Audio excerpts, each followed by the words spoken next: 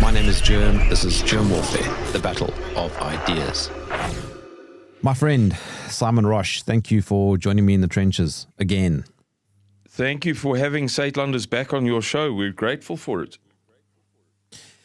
Well, one has to do what one has to do, Simon. A bit of charity work. Oh, thanks, Jeremy. You're the best. Listen, it's good to be here. Can I read a summary of what I believe you're going to be chatting to me about, and tell me if you think I've kind of got the gist of it? There's a whole bunch of things confluencing. So we have the war in Ukraine causing a diesel shortage, the diesel shortage worsening, fertiliser shortage threatening food security, the Iran war disrupting the Strait of Hormuz, which is compounding both energy and fertiliser supply problems, the bond market ructions driven by war-induced stagflation, the stock market bubble propped up by the same central bank policies that are now colliding with inflation and war-driven energy costs, global tensions, including here in South Africa, inflamed by economic pressure caused by all of the above, and so on. Then, of course, we'll get to the El Niño. Everything seems to be linked. Yeah. You left out the Carrington event, which is not a fait accompli, and the Gleisberg cycle that I would include just in consideration. I know that for some people that's a little bit wackier, if you like, but I'll say right up front, I'm not an expert on half of this stuff, but it's kind of come across my desk over time, and I've realized that we should be paying attention to this confluence. We really should. I just want to add, when you mentioned you're not an expert, I find that to be a logical fallacy. I don't really believe in experts per se. In actual fact, if anything, experts are not really the people that I want to listen to. If you say so, but I don't want to pretend, for example, that I can speak with any kind of authority on the Gleisberg cycle, whereas I would like to believe that I can speak very well about farm murders in South Africa, the numbers, the percentages, the ratios, the people involved, and so on. Yes, I'm just going to talk as a layman about half of this stuff, and hopefully people will draw the same conclusion that I have, that there's coincidence and then there's this lot, and it's frightening. It's really frightening how right at the same point in history, all these things are coming together. I mean, Simon, you and I speak off air fairly often, and you are a remarkably well-read guy. So this is why I'm chatting to you about this. Let's start with the first point that I brought up, diesel shortages. Let me begin by saying this, if I may, Jeremy. I've been speaking for years about the cycle in which the Talmudists believe that they must destroy the world. And that is in the year of the red fire horse, as it intersects with a year in our calendar, as it intersects with another year in the Hebrew calendar. So as 3 years overlap with one another. And then there's like an by the way, and that point in time terminates on, I think, the 5th of September. I haven't looked at the numbers for a long, long time. But then there's a follow-up window to the 2nd of October next year, and that's the absolute deadline for, as they say, breaking the neck of the world. And with that in mind, people should hear what we're going to discuss right now. So did you say Ukraine war? That was the first one on your list. I said diesel shortages, but I mean, it doesn't matter. I was just trying to put together what you and I have been talking about. Yeah. We haven't felt the brunt of the diesel shortages as I, for one, forecast in February and March. You may remember, or maybe not, that very much earlier, I don't know, maybe, I can't remember how many days or weeks earlier, I forecast that the attack on Iran would happen on the Feast of Purim for various reasons. So the 2nd, 3rd of March. And as I said to a friend recently, in as much as I was wrong, I was even more right, because the Sabbath of the Feast of Purim just endorses what I understood, that this event, the hanging of the 10 sons of Haman, etc., the 2 days to get the message across the length of the Persian Empire. These are written things. These people say this is why we must do it here, now, then, and there. Right. So, with that in mind, I made some forecasts beginning in February. Then through March, I said, right, it happened. I was 2 days out, but I don't count that as a loss for the reasons I've just stated. So now we will have shortages and price increases. To a great extent, that was mitigated by unforeseeable things. I don't know of one observer in the world who foresaw this. You're welcome to correct me. That the US would use its strategic petroleum reserve to pretend that there weren't problems in the system, and it would try to wring every last bit of tar out of Venezuela that it could do to, maintain some normalcy. Then we saw the manipulation of the markets, and a lot of people fell for that. But the prices went up in the real world, and now we see the 3-to-1 crack spread, which is basically the difference between the nonsense futures price, the Brent price that everybody looks at, and the price at the pump. So what Donald Trump is saying is that we've manipulated, he's not admitting to manipulating, we've driven it down so fantastically. Who's my favorite in the USA? The Wawa. The Wawa is crooking everybody. The Wawa chain of fuel stations. But that's not the case. It's just that the $80, I see it was $76 earlier, is an absolute fiction. And they're doing that because of the controversial nature of the conflict in Iran. A lot of people are against it. If the price went up to, say, $120 a barrel, and there was a sort of parity, if you like, between what people were paying at the pump and the barrel price, with obviously some profit in between for the refiners, naturally, people would go berserk. As it is, as Guy sent me a photograph, a trucker from the USA in the course of this week, just showing me the prices of the fuel at the pump. So people are livid, and they don't know why they're doing it, but we know why they're doing it. This thing comes 3,000 years. There is a 3,000-year plan to break the neck of the world in order to create the conditions for Lucifer to come and to bring peace to the world and to reign over the world from the third temple. This is a written thing, and it's much talked about. If you scratch enough, you'll find tons of original material. And by original, I mean original, not people with an opinion or regurgitating these things. So yeah, that's the gist of it. That's my response to you. I mean, we could talk about, let me just sow two seeds in people's minds. Demand destruction has helped this, but it's a very, very, very, very bad thing. In other words, we haven't had the oil shock yet, because I like to have my hair cut once every 4 weeks. It varies, to stay neat and smart for the camera. But I can only have my hair cut 81 kilometers away, so almost exactly 50 miles away from me. And it's about an hour and a half journey for various reasons, slow journey. So when the price went up by almost 50% of diesel in South Africa, I stopped going into that nearest town for, I don't know, maybe 10 weeks or something like that. I forget now. I only had my hair cut for the first time yesterday, the first time in a long time. But the hairdresser, in order to make her books balance, and in order to make the books of the local grocery store balance, require me to come in every 4 weeks. The demand destruction, me not calling for as much diesel in my tank because it's so expensive.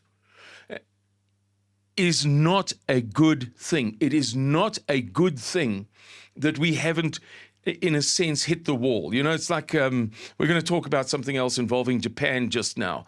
And there is an argument that they should have addressed that Japanese crisis in the 1980s. It would have been tremendously painful. It would have been like popping a boil on a child's leg. You know, it weeps like it's having its throat cut.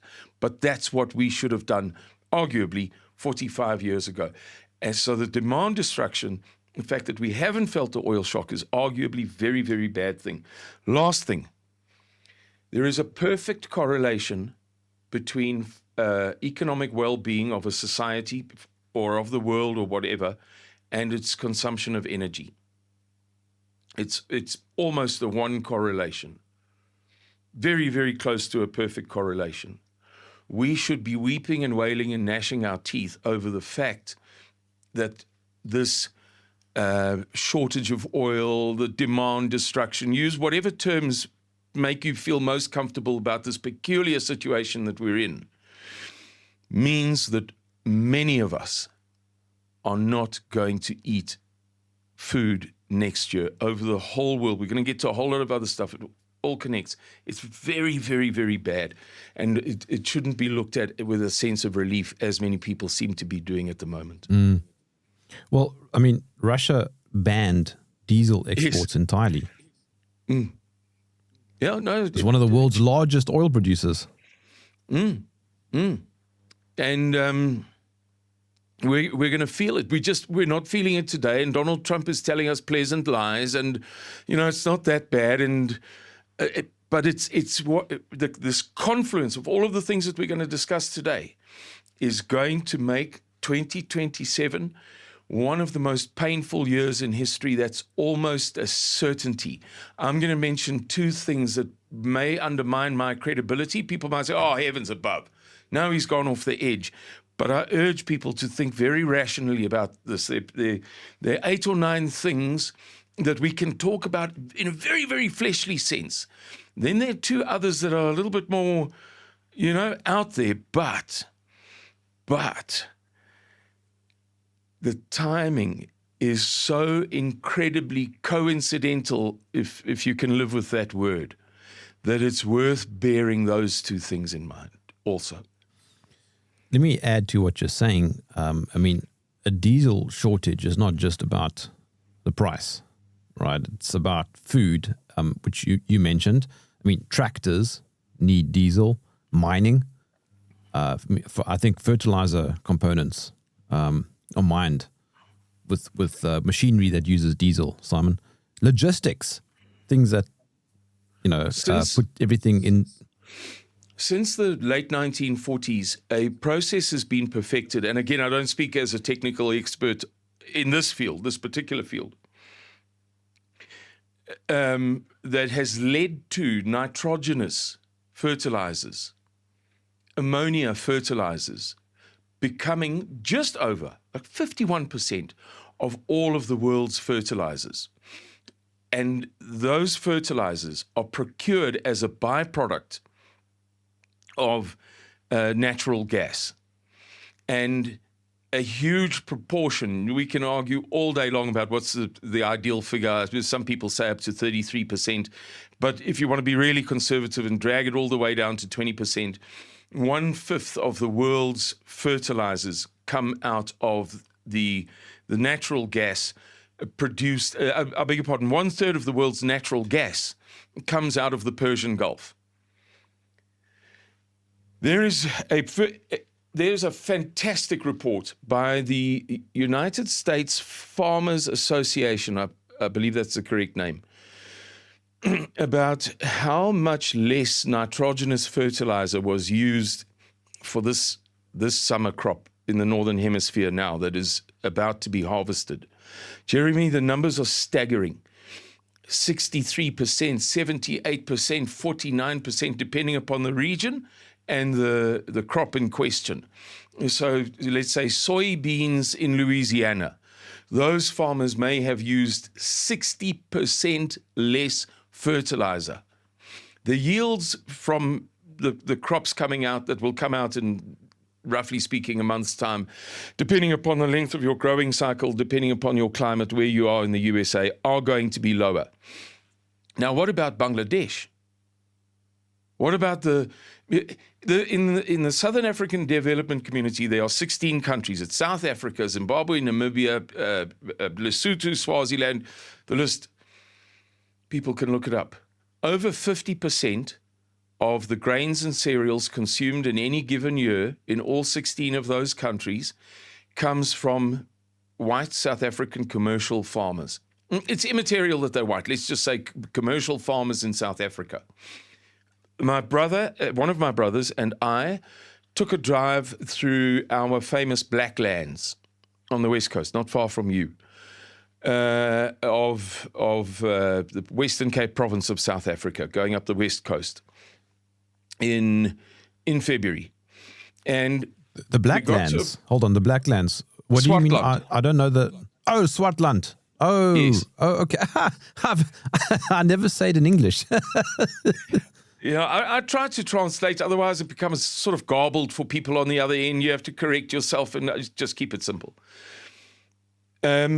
Which is famous for the bulk of South Africa's wheat growing. And it is a winter crop. We, being in the Southern Hemisphere, are now going through winter time because that very small portion of South Africa has a Mediterranean climate with winter rainfall. It's a very big anomaly. We were driving through there, and there were about 70 kilometers between two towns. We were in the middle of nowhere, like 35 kilometers from each of those towns, 20-something miles. There's nothing there but wheatlands. And we saw a signboard half the size of a drive-in, old-fashioned, old days drive-in theater that said, "Coffee here." And we looked at one, where? There's an arrow, but there's nothing, you can see nothing. And we drove a little further, and another one of these ginormous signs saying, "Coffee here." So almost for a laugh, we just pulled in, and there's one single girl sitting in a sort of a barrow, like you might find at a sporting event, hawking hot dogs, you know. And she serves coffee and some sweet things. And we got to chatting, and she asked me what I do for a living, and I told her, and she said, "Can you get money for doing that?" And so the conversation went on, and she said to me, "Okay, tell me something that's going to happen," you know, sort of challenging me. I said, "Well, the diesel price will go up by about 7 Rand a litre. It doesn't matter what that is in dollars or pounds or euros. It's going to go up by about a third on Wednesday next week." And she burst into tears. And I'm older. I'm a bit of a, you know, sort of a ruffian, I suppose, with my stubble and what have you. I don't look like a mollifying figure. So I felt very self-conscious about, as a 55-year-old man, making an 18-year-old girl cry in front of my brother and his employee, by the way, one of his mates. So I said to her, "What's wrong?" She said, "Uncle." You know, it's a tradition in South Africa to call older people uncle. "As it is, our family cannot make ends meet, and my dad is not going to be able to plant the marginal parts of our farmland." He'd already budgeted his money, and they were going to just about get through. But it wouldn't be worth his while to plant the marginal portions of his lands at that rate of fuel input cost. This story of the diesel, Jeremy, and of the fertilizer is one of the biggest things that has ever confronted mankind. What troubles me, though, is that people are not looking at the 6 or 7 ancillary things that are popping out of the woodwork at the same time. Well, the weird link there with the diesel and fertilizer is the fact that the reason why Russia stopped its exports is because a whole bunch of its refineries got bombed. So that means that the Russian-Ukrainian war is part of the confluence. And Here's what blows my mind. It's what, almost 6 years on now. What the hell, Simon, is going on? It's a part of the plan, Jeremy. I might not have explained it to you, but there is this ancient plan. So it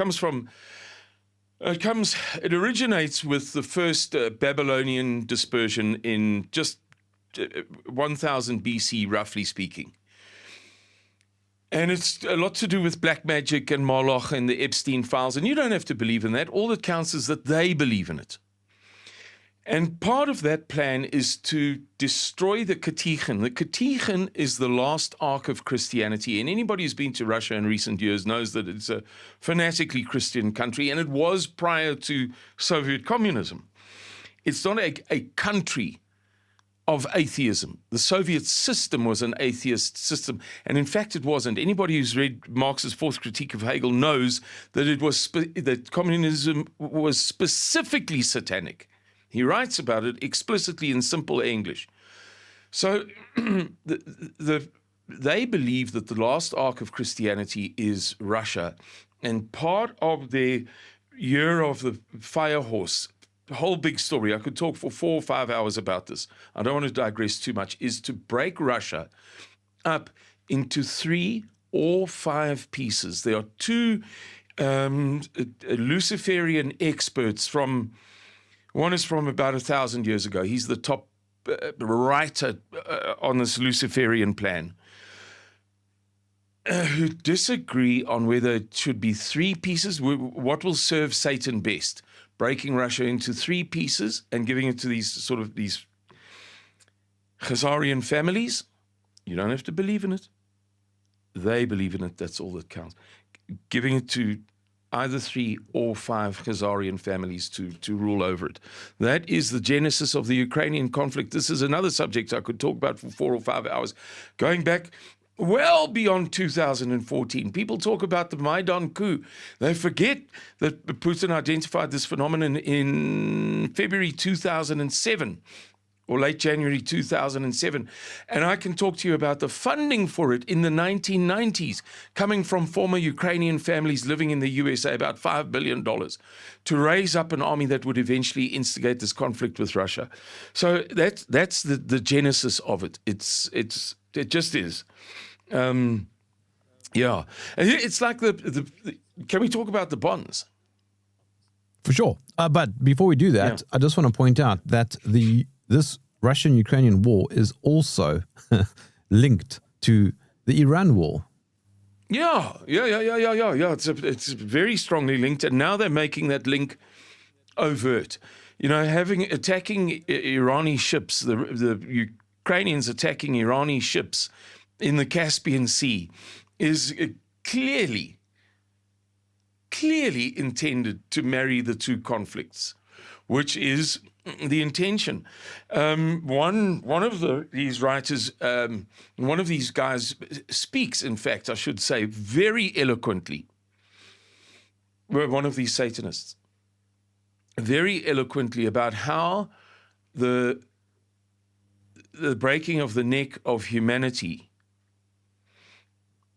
in the year of the fire horse must begin in the land of Dan. And they identify, whether the Christians watching this agree or not, is immaterial to the conversation. But after the dispersion of the 12 tribes, some people say the tribe of Dan went to Denmark. They're an expert. They studied 14 years, never read a book in their lives. It doesn't matter. They believe that the land of Dan is Donbas, Donetsk, Dnipropetrovsk, Dnipro, and so on and so forth. There are easily 200 towns in that vicinity named for, allegedly, the tribe of Dan. And they believe that that's why they had to initiate the war there rather than in Denmark or wherever else the experts believe they should have done it. So they're marrying this conflict. Oh, and that it should be linked, I didn't complete my sentence, to the war of Ahura Mazda. Ahura Mazda could be compared to God in the Zoroastrian religion. It's not the same. The concepts are not the same. But the closest comparison to the layman is Ahura Mazda is who they believe to be God. And the Straits of Hormuz, it's not difficult etymologically to, I'm gonna just make a statement, and some people might say, oh, well, it doesn't sound like it to me. If you gave me 5 minutes, if we had the time, etymologically, there's no question. The Straits of Hormuz are named for Ahura Mazda, as are Mazda cars, as a matter of interest to you, as are Nissan cars named for one of the months in the Hebrew calendar. These are facts. You can look them up. Disguised facts, but facts. So yeah, it's all connected. It's connected, and we see now them overtly connecting the two things. Just speaking of food shortages, I'll point out to people that for the past 2 weeks, roughly speaking, the ports of Odessa, there's sort of a metropolis of ports in Novorossiya, that portion of Russia that Catherine the Great built, and she called it Novorossiya, and she said that Novorossiya was the garden of Russia and Crimea was the garden of Novorossiya.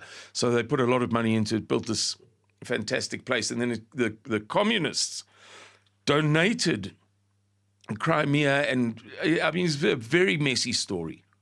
Oh, very messy. It's like untangling spaghetti. But I've done the research, thousands and thousands and thousands of hours reading on this subject.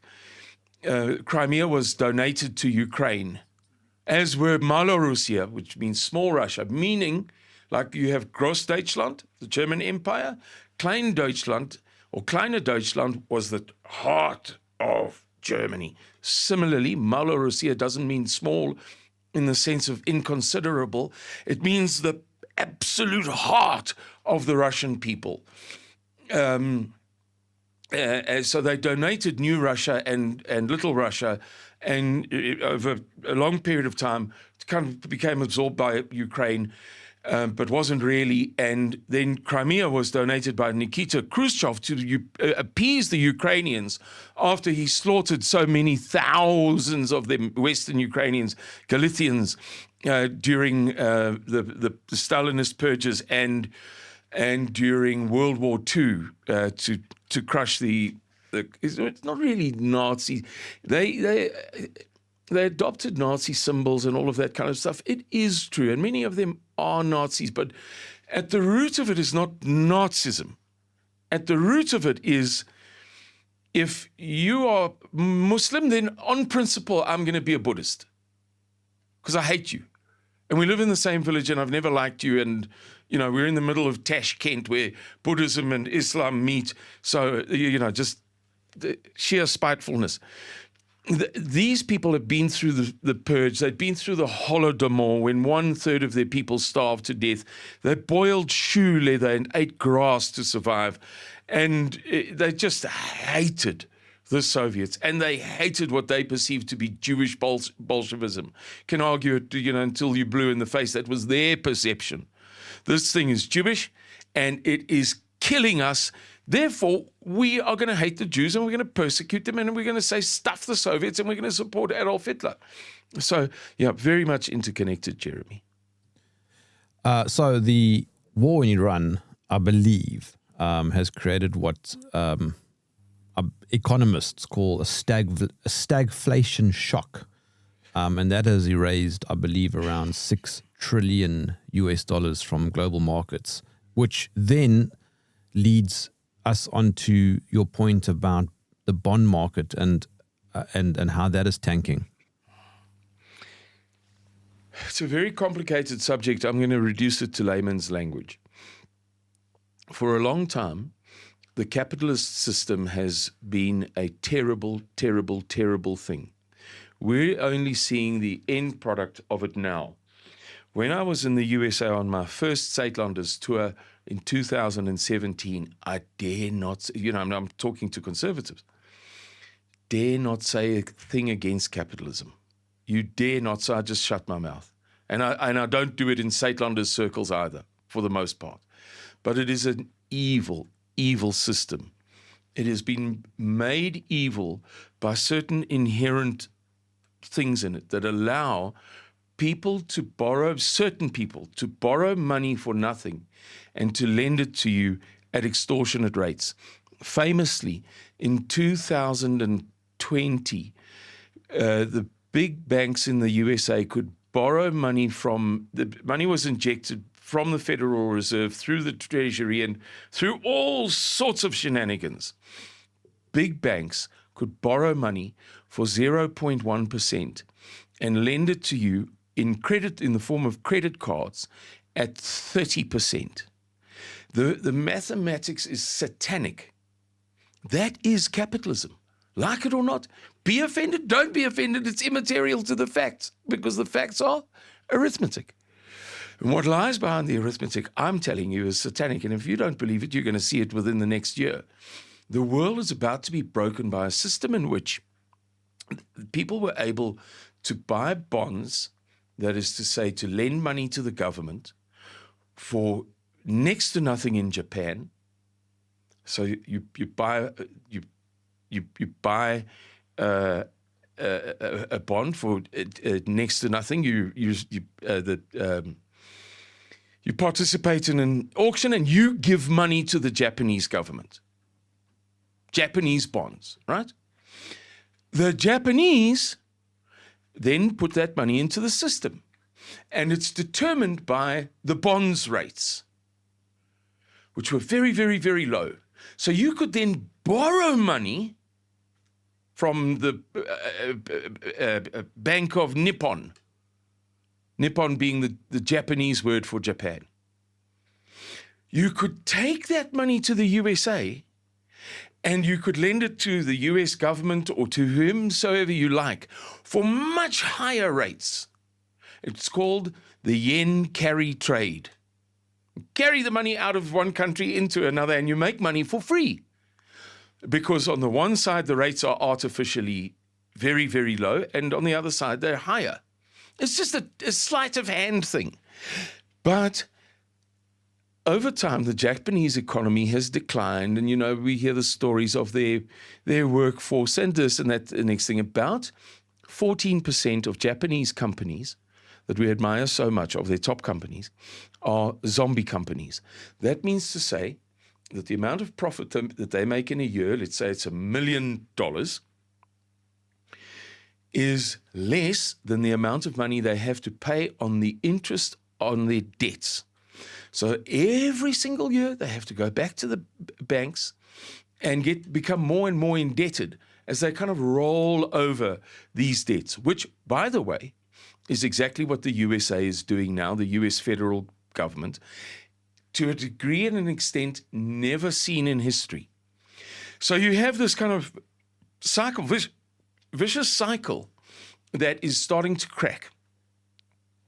And on Friday, the Japanese, or it might have been Thursday, taking into account the time difference, the Japanese threw $58.97 billion into their yen. It's part of this picture. I don't want to confuse people. The bonds and the yen, and they're slightly different things, but for the layman, to try and correct certain things that were cracking. Scott Bessent, then, we're taking into account time differences, on Friday was filmed with a big note on his desk saying, they were at a cabinet meeting, so on the desk in front of him, the table. To do, buy Japanese yen, brackets JPY, that's how it's identified in the markets, for $5 to $10 billion. So he was basically broadcasting to the world, we're climbing in, we're going to help Japan, and it would be great if some of you helped us to do heavy lifting too, because, and that's what they're doing with everything. That's how it is that I saw that the price of oil earlier was $76.90. It's bogus. It's a fiction. The relationship between the price of Brent crude and what you pay at the pump is just a complete fiction. That's a futures betting price. So yeah, the bonds auctions are now a very serious problem. In the USA, they're paying over 5% for 30 years. People won't buy 30-year bonds unless they get, it was 5.18 on about Wednesday of last week. By Thursday it was 5.19. Friday it was 5.2. A friend and I had a good laugh about that. And now I see it's almost 5.3, unless it's been corrected in the past couple of hours. So it's a shambles. People have lost all confidence in this, and sooner or later it has to give. And it intrigues me that these things are happening simultaneously. Well, Simon, Warren Buffett's own metric, according to what I'm reading here, says that the market is now playing with fire. And somebody from the Bank of England, the deputy governor, in fact, has warned that the global stock markets are too inflated and are going to fall. This is a simple thing. In 1929, preceding the Black Thursday in October 1929, the price-to-earnings ratios of companies had increased to between 12 and 15. There's some data missing. We can't be dead sure. Let's say, for the sake of this conversation, it was 15. On average, across all markets. That means that if you paid $100 for shares, you invested $100 in General Electric or Ford Motor Company or whatever, you would have to wait 15 years to get your money back. And the great investors started saying to themselves very quietly, it has never made sense in history for an investor, a merchant, a shopkeeper, a dog owner who wants to breed with their dogs to have to wait 15 years to get their investment back. I'm out. And people began to see that these geniuses were exiting the market. So they exited the market. Excuse me, hiccuping. I'm drinking a sort of a tonic called Plus, and it's giving me hiccups. So the stock market crashed. Everybody sold their stocks and they became worthless. People were buying them for pennies from people who'd paid many dollars for them. But people just wanted to cut their losses, so they got rid of their stocks at a loss. Because 15 years is too long to wait. The current price-to-earnings ratio across all... I didn't do this piece of research for this very conversation. I did it some months ago. It might have adjusted slightly, gone up probably. The current price-to-earnings ratio is 27 years. If you use a more honest metric, it's between 41 and 42 years. If you've invested in Tesla, it's 400 years. And that doesn't take into account inflation. In order to get your money back from Tesla, according to the yearly yields, you bought $100 of stock. This year we give you $8 back. Next year, $9.50. Whoopee! Elon Musk. If you take inflation into account, you have to wait something like 10,000 years to get your money back if you've bought Tesla stock. All right. The stock markets are shambolic.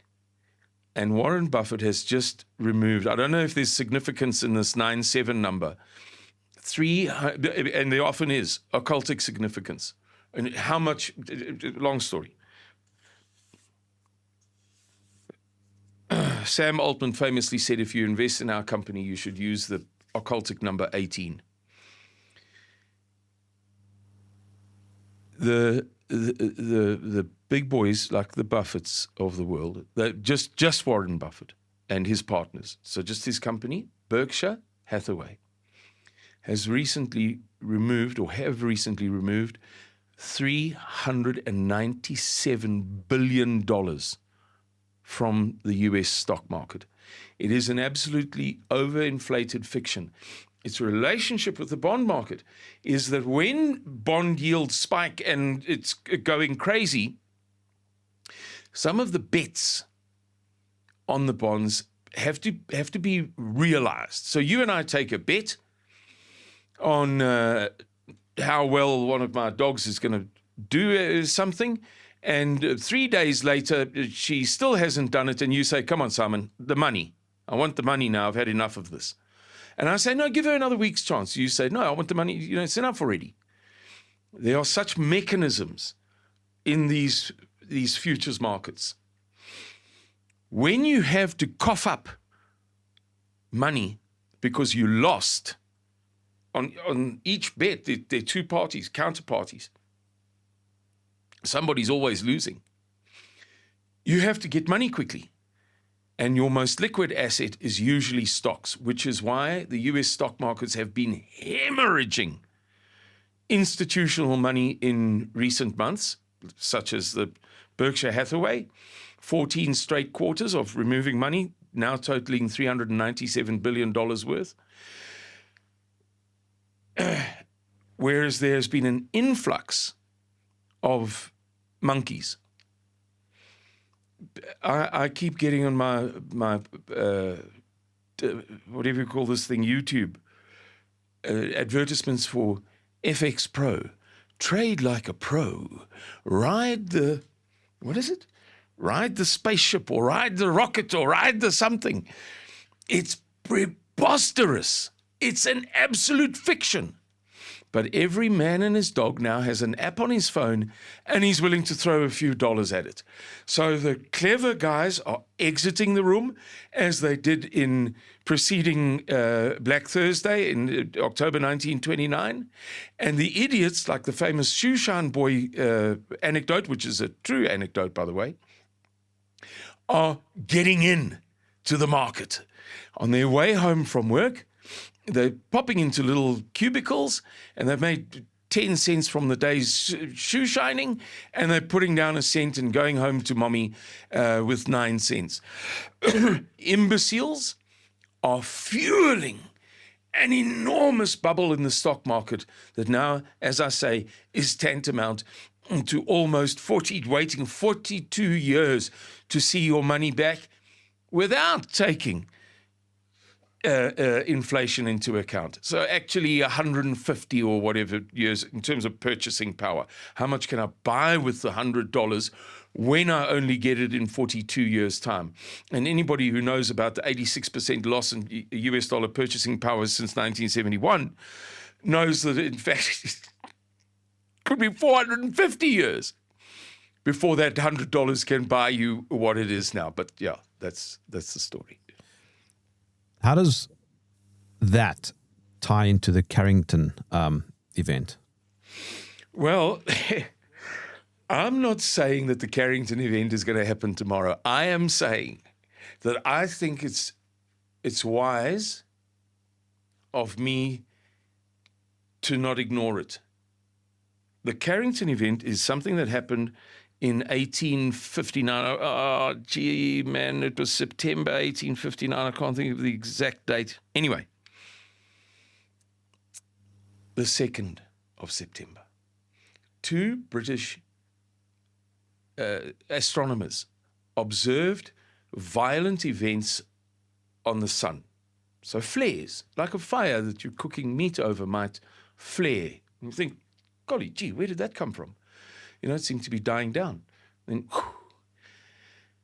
17.6 hours later, electrical and steel things across the USA began to cook off. There are some famous examples. Farmers from Kansas reported how, so this is now, it's a solar flare. It sends a pulse. I'm going to keep this really, really simple. And that pulse strikes the earth, and it induces an electric current. That electric current is very, very violent. So much so that fence lines, the steel in Kansas, melted, and they set fire to fence posts, wooden posts. The telegraph system in the USA was cooked, although in some places it wasn't that bad. Between Portland, Maine, and Boston, Massachusetts in New England, both of those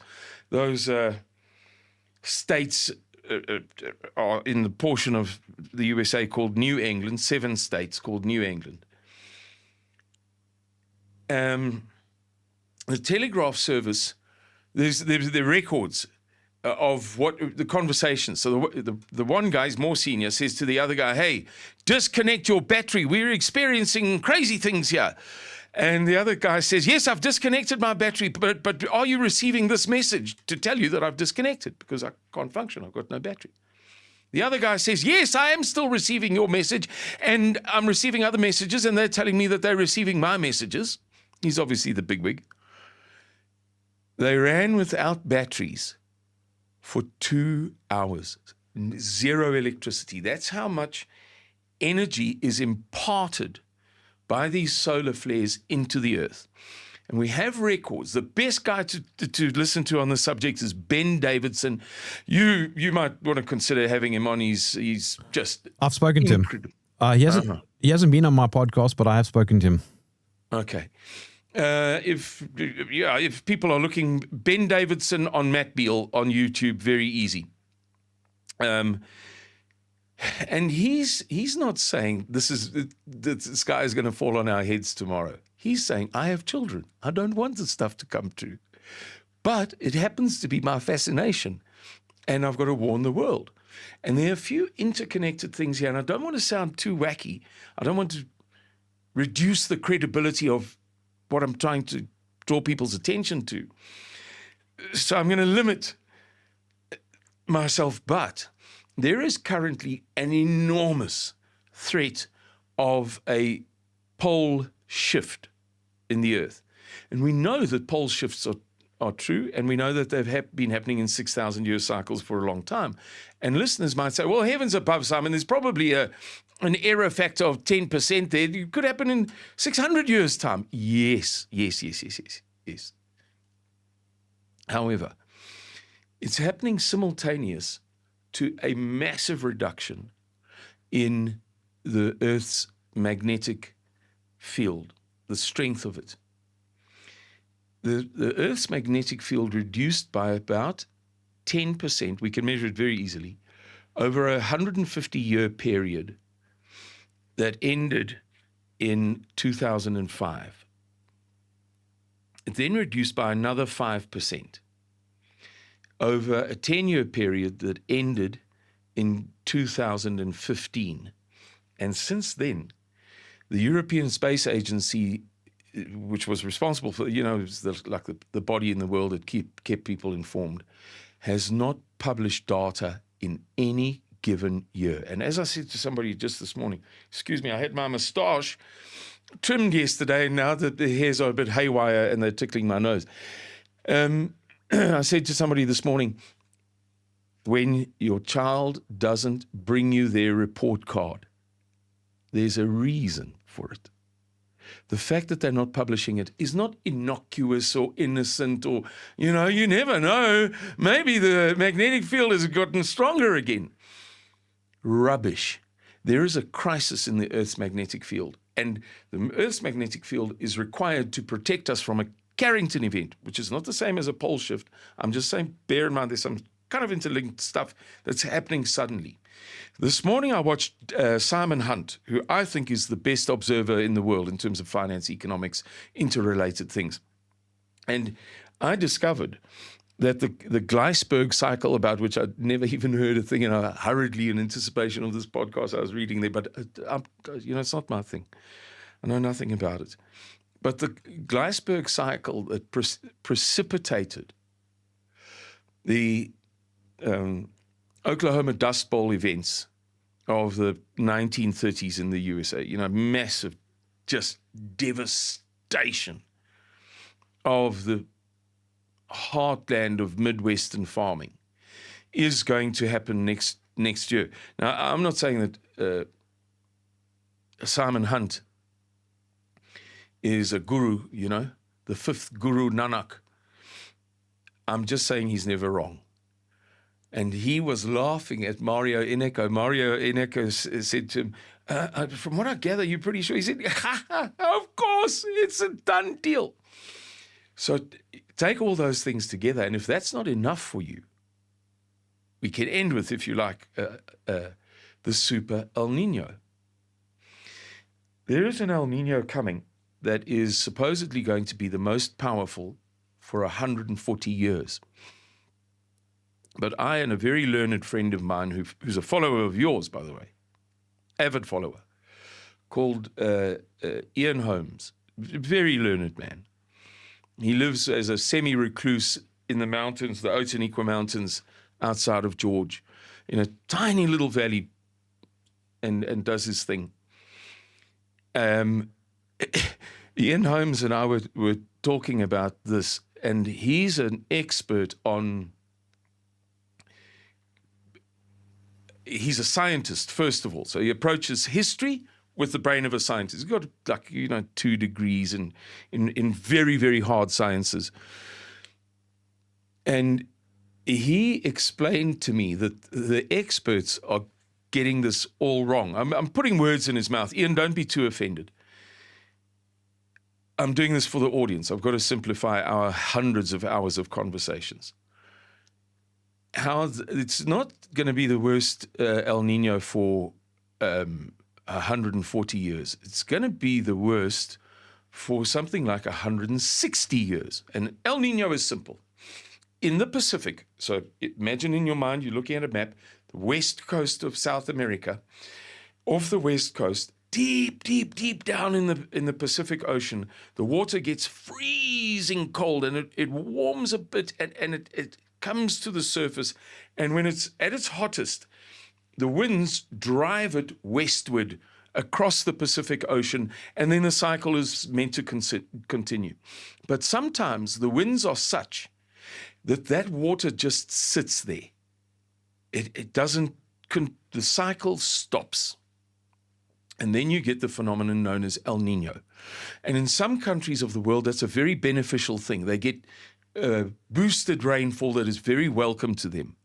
But in many countries of the world, parts of the USA, for instance, it can be harsh. And in South Africa, 160, 50, 40 years ago, there were a number of interconnected events that destroyed this country.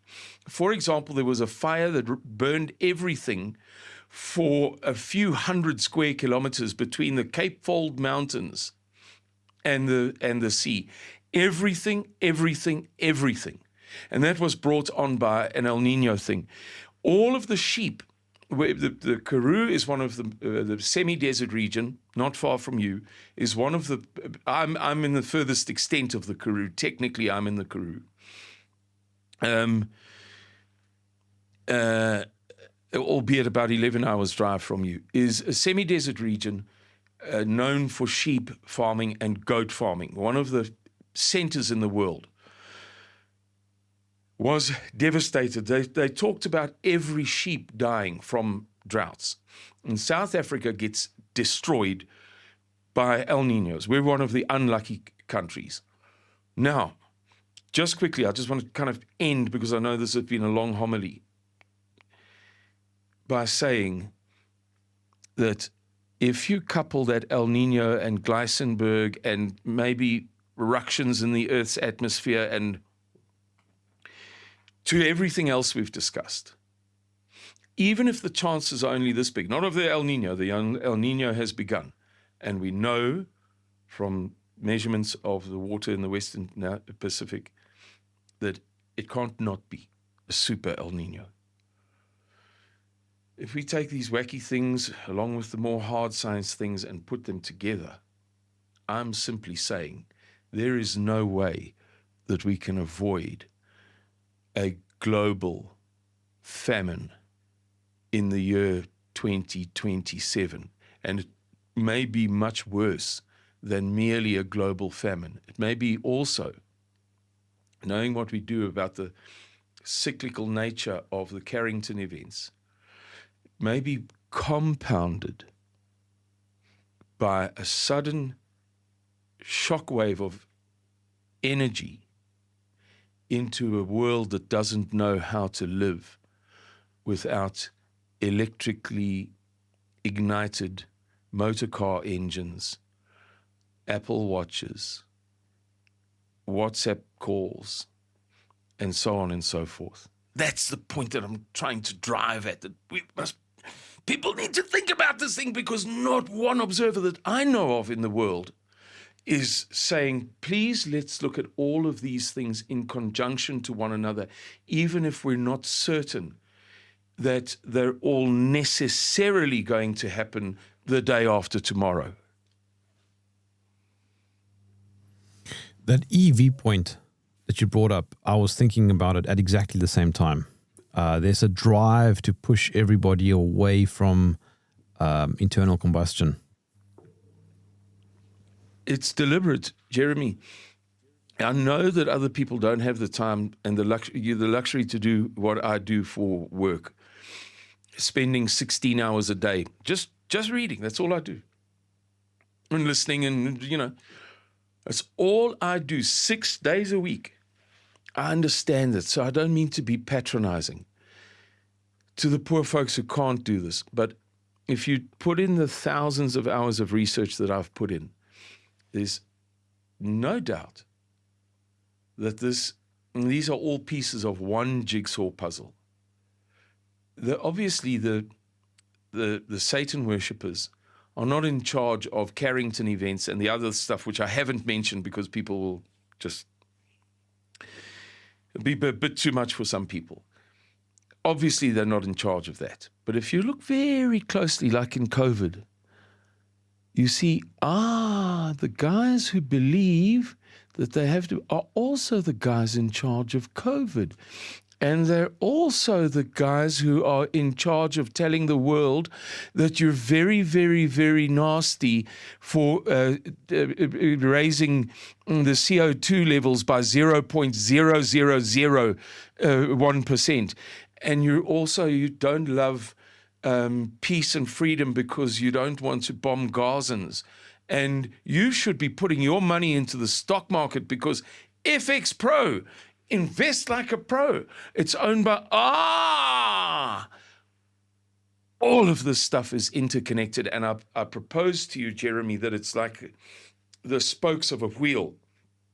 The axle may have pre-existed the spokes, but around that axle, around a deep, deep, deep, dark understanding of the history of the earth, they have brought these things to bear so that they coincide, that there's a confluence in this particular period of time. So there were pre-existent things that they could not dictate, but there were many, many things, stocks, bonds, diesels, fertilizer, sulfur, that they knew because they had the luxury of thinking those evil thoughts, just as I have had the luxury of seeing the products of those evil thoughts. Let me reread what I started this entire conversation with, which is essentially a summary of your talking points. And please correct me if I have any of this wrong. So the war in Ukraine led to the diesel shortage, which then worsened the fertilizer shortage, which then threatens food security. The Iran war disrupted the Strait of Hormuz, compounding energy and fertilizer supply. The bond market disaster is driven by the wars and, of course, stagflation, such as high oil prices and economic slowdown. The stock market bubble is propped up by central bank policies now colliding with inflation and the wars, plural, by the way. Global tensions such as those in South Africa, Ireland, Europe, inflamed by economic pressures caused by all of the above. Carrington-level solar event could knock out power and communications infrastructure, which then connects to El Niño, which would disrupt agriculture on top of the fertilizer crisis, triggering mass displacement, worsening pretty much everything. that's going on in the world. Yeah. Regarding the Carrington event, I know it's like a bit of an outlier, but there is a cycle and we are arguably overdue for one.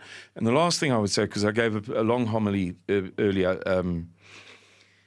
is that I have a deep foreboding about the 22nd of September. I know that that's very, very, very specific, but I'll just leave it like a punctuation mark. But yes, I think your summary is good, Jeremy, and I'm somewhat apologetic that I had to spend so much time interconnecting certain of the things because you simply can't discuss them one. Those last sort of 5 that I covered. How can I follow you? I'm on YouTube's. Make at least one video a week, or they can visit Suidlanders.org. There you see the spelling behind me. The teardrop is D, Suidlanders.org. You can make a donation there. I'm all over the show. I'm on Twitter as well. But I don't really look for follows. I like to do these things. I don't need, followers. But support Suidlanders. Please, we need your support. And just quickly before you go, completely unrelated to everything that we've spoken about, but I know that you're on a farm and I know that you've invited me for a hunt and things are a little bit tricky with my second son on the way and your farm being very, very busy at the moment with hunting. I was chatting to a friend of mine, Simon, a few days ago, who is going to be shooting a giraffe. And this is something I personally can't do. He's spending a lot of money on this, and I know that a lot of people are going to get very upset about this. This is not me. I'm not endorsing it. I'm just saying that this is something that does happen, and it is legal. But this is an old bull, and this bull he's an outlier, and he's killing a lot of other giraffes. So the farmer or the game owner has decided that he needs to go, and this is one of those conservation tools. It funds conservation. People struggle with this. Yeah, it's very important. We don't have the soft lands of Europe and North America. This is a hard country. And we use hard fencing. We have no choice. And when you have animals in a confined area, they will proliferate in number. And that leads to starvation. And that's your fault if you don't manage the culling. There is no two ways about it. And anybody who's seen two donkeys fight, I'm thinking now of your Europe, if you've ever seen two donkeys fight, if you think that is ferocious, that it's unbelievable that two animals could hurt one another so much, you should see two giraffe fight. It's really... Yeah, just quickly, I could never shoot a giraffe. Could you? No. It's just not my cup of tea, because they're rarer animals. But we've got thousands of springbok here that are causing so much damage, it's just not true. So, yeah, it's a sentimental thing. It's not a hard and fast thing, Jeremy. I'm being a hypocrite now. That giraffe, that old bull must be shot. But it's not my game, No, I can't either. And as far as I know, it's the caliber, I think it's a 375, I think, that he's using, which is a very, very strong. That's a pretty powerful caliber. Sure. I think you can take out pretty much anything with the 375. I think even an elephant. I don't know. I don't know about elephants. Also, I also can't shoot an elephant, but I also know that they cause a lot of havoc in the Kruger National Park. It's this world ivory trade thing. South Africa was so unfairly punished for having the best conservation system in the whole entirety of Africa, maybe in the whole world. And they banned the trade in ivory with the result that we can no longer derive the vital funds for ensuring the health of those very same elephant populations. They're wicked, man. These what do you call these nutcases, these tree huggers? Simon, one of the big culprits is CITES, one of the wings of the UN. Yeah. Anyway, all right. We've now caused havoc. On that note, Simon Roche, thank you for joining me in the trenches. It's a great pleasure, Jeremy. It's always a delight, man. Thank you very much for having Suidlanders.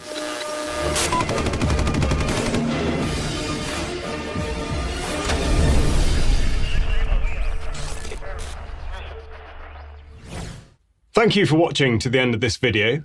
If you got value from it, consider joining as a channel member, which directly supports what we do here. The link is right below. And if you're hungry for more, here are 2 more videos for you, and we'll see you in the next one.